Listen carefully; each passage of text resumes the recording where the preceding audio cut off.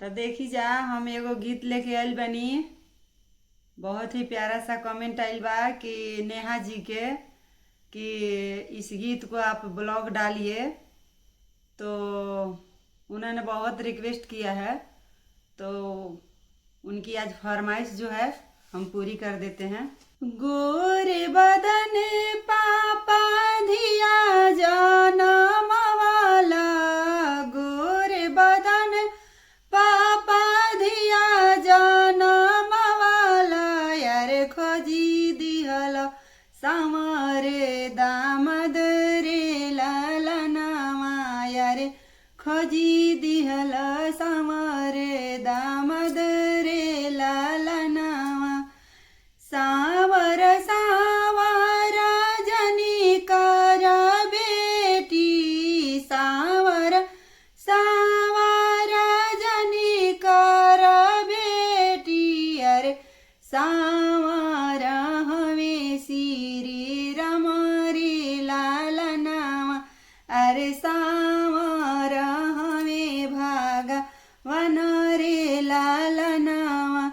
गोरे बदने चाचा दिया जनम वाला, गोरे बदने चाचा दिया जनम वाला, यार खोजी दिहल सावर दामद रे लालनामा, यार खोजी दिहल सावर दामद रे लालनामा।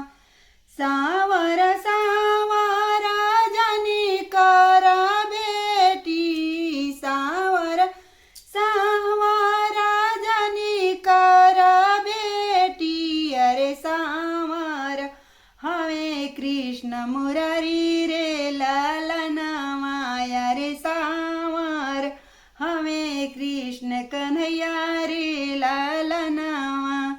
गोरे बदन भैया तोहार बहिनी, गोरे बदन भैया तोहार बहिनी, यार खोजी दिहल बौरा बहन रे लालनामा, यार खोजी दिहल बौरा बहन रे लालनामा। बौरा बौरा जनी कर बहिनी, बौरा बौरा जनी कर बहिनी, अरे बौरा हमें भोले नाथ रे लालनामा, अरे बौरा हमें शिवदानी रे लालनामा। गोर बदन पापा धिया जनम वाला, अरे खोजी दिहल सामर दामद रे लालनामा, यार खोजी दिहल सामर दामद रे लालनामा।